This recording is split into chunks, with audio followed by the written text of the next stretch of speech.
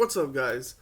Welcome back to the channel. I'm excited to have you here today because I'm going to be doing a mail call unboxing sort of thing from Mr. Gary B himself. This package arrived in pretty pristine condition, so before I ramble too long, don't forget to like and subscribe, comment, connect, follow, do whatever you do on the platform you're on. Just look for my furry face inside of an orange circle and click all the buttons next to it. So, probably about like a week and a half ago, I saw Gary B do an A-OK unboxing. I believe it was an A-OK at least. He got quite a few books in there. One of those books is something that I have the full run of, but I didn't have this particular cover. So I reached out to him to see what it would take for me to get that in my hand. He was honestly even cooler about it than I expected. And so this A-OK arrived the other day. I want to go ahead and open it up and show you what he put in the package.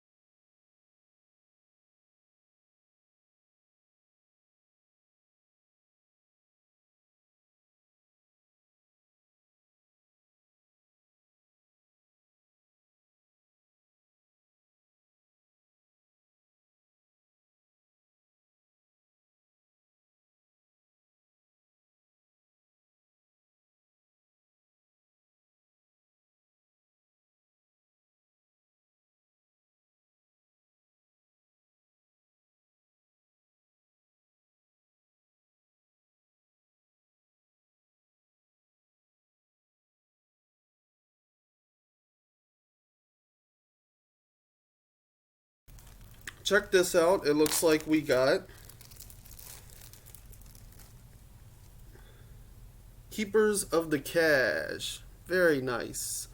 Gary had told me whenever I asked about this book and trying to get it, he told me if I'll if I don't mind waiting a week, he was about to get some new stickers in. So it looks like they came in. I don't know. I don't really keep up with stickers, to be honest, so I don't know how many other people have opened. I don't know if these are brand new stickers that he created or if these are just like a new round of stickers that he ordered. So other people might have these, but I will say these, whenever I talked to Gary, he said, if you can wait a week, I have some new stickers coming in. So I was like, yeah, no problem. That'd be cool. And I kind of went through the same thing like 2 weeks ago with Nick from Nick's Kicks and Comics. I'll link him as well. Great guy. So I feel like I'm getting like all these like first edition, first appearances of stickers all of a sudden.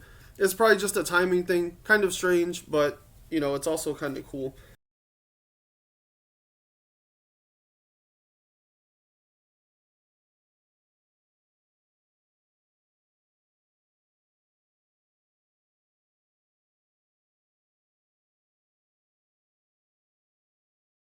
So number one,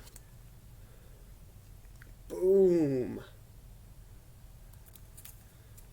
Bloom, the journey to mind-bending madness begins. Huh, interesting. This kind of looks like 1st of April, $3.99. Based on the price point, it must be a modern. I'm not sure what that series is or who published it, though. Oh, man. No way. Holy cow. Oh my goodness, Gary, you're killing it. Like, this is a 6-part miniseries from Boom Studios that I absolutely loved, and I still buy these books. I don't think there will ever be any investment value in them, but I really like the series, and I want more people to read it. So I've actually been trying to build at least 1 or 2 more full runs of the 6 issues, and so yeah, that's, oh man. Because I wanted to give some away. I would love to give at least 1 series of this, maybe even 2 series away. So, yeah, thanks, Gary, man. That's awesome. Yeah, I don't think I might have 2 of number 6, but I think that's actually one of the harder ones to get because it's a number 1. What? If there is a full run of Origins in here, I don't know. I'm gonna have to write Gary a nice note because good lord, man. Thanks, Gary. Like I don't know if you were watching my content and you knew I liked that book or what, but this is one John's Comics with Kids. You know, he's also been on it, and I think he actually has a competition to win a full run of them right now. But that's something that I've talked about with him. Like we would like to give some of these away because there's probably no investment value. I really don't see this getting a sequel series. I don't see it getting developed into a movie or TV show, but it's a really good comic book. And it has a solid message, but it never gets preachy about the message. And it turns, like, as you move through the story, it starts out like kind of technophobic, but then by the end, you realize that really what it's telling you is like, you need to have good balance in your life, you know? So it's a great series. I really enjoyed it. It has unique artwork. It's just 6 issues of great storytelling. And yeah, I would like to give a full run of that away. So that's 2 issues closer to another full run I can get rid of. So thank you, Gary. Like, I really want to spread that whole story out to the community. So that's one step in the right direction there. Oh, man. An Exo Man War? Are you kidding me? Issue number 1. Oh, is this the new one? Yeah, Matt Kent. Okay, so yeah, this is the newest series, which I missed out on, and I just recently read the original relaunch series, the 2016 series. So that's exciting because I'm starting to get more and more into Exo Man War. I'm not really into cats. I'm not gonna lie about that part. So I don't know if you can see, but this variant seems to have cats in place of humans. I am not a cat person, so that particular aspect of it doesn't touch a lot for me. But it's a Valiant comic, and it's Exo Man War, which I just recently got into reading. So, and Gary, like I don't even know if I need to open anything else because you're killing it here, dude. Whoa! What is this? Is this a Turok? Dude. Gary, man, you're killing it. Um, Man, I'll be honest. Like, okay, well, for starters, like, look at you probably can't even see it, but there's a lot of reflective stuff, and like, I think foil covers are okay. They don't like blow my mind usually. But one thing I like about this is it's not completely reflective. This piece here in the center is foil, and then the Turok dinosaur hunter bit is reflective, and I don't know, it looks like an image. The cover is textured. I really don't know anything about this other than it's an old Valiant book. It can't be that old though. It's 350. I'm gonna have to look into this one. I've never read any Turok.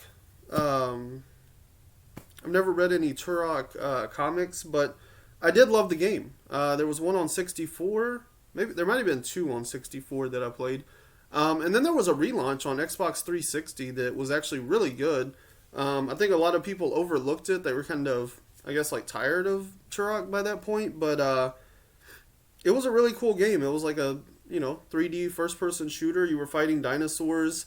It kind of had that Jurassic Park effect in the sense like it was an early 360 title. And so the graphics at the time were such a huge upgrade. It was just like, oh my god, these dinosaurs look real. And you're like running under them, shooting them with a bow and stuff.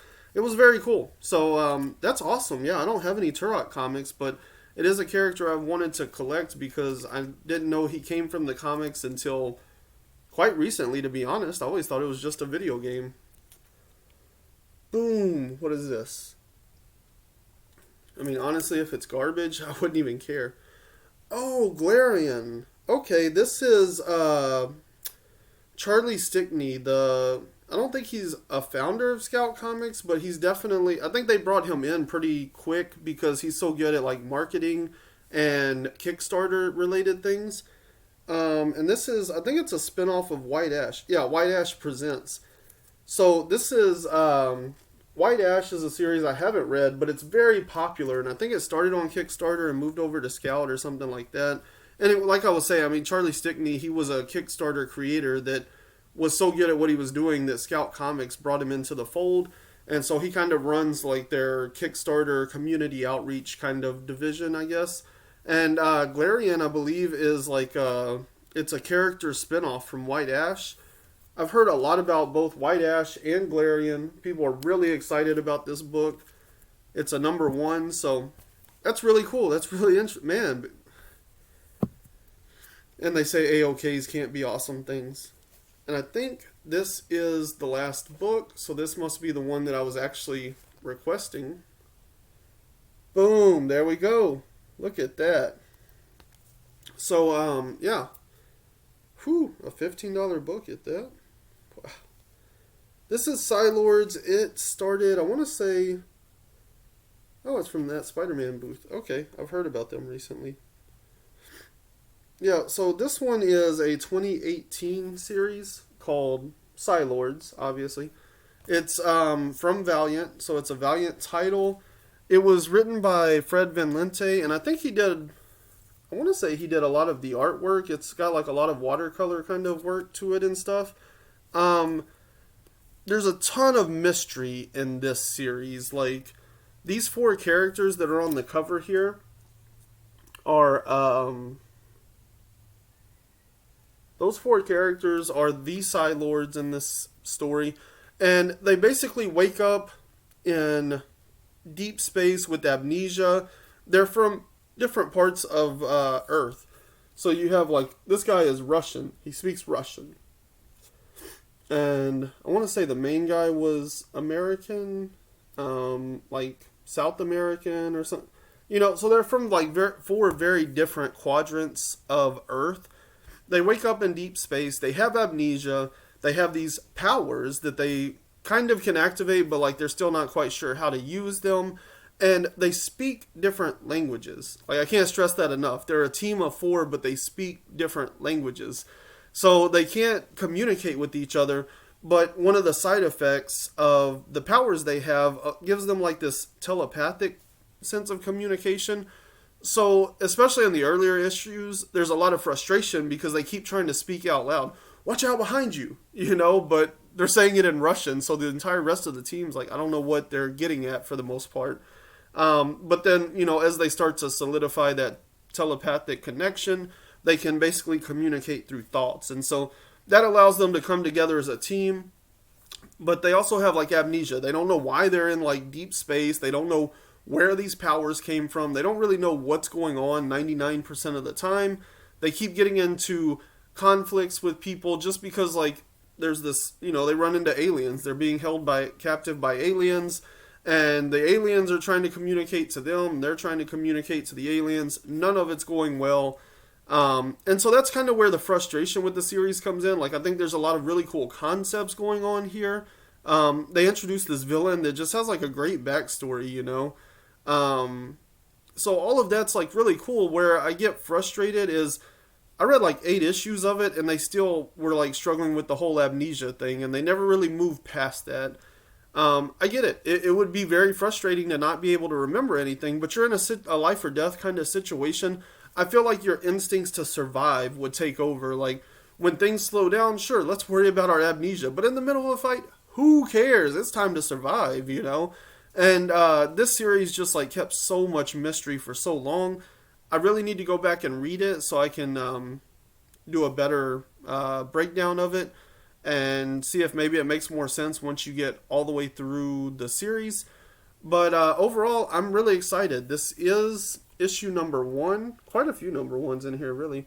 But this is issue #1, so, you know, this is a full run. And, well, I have the full run, plus now I'm going to have 2 copies of #1. Actually, I might have 3 copies of #1. I think I bought a different variant whenever it came out.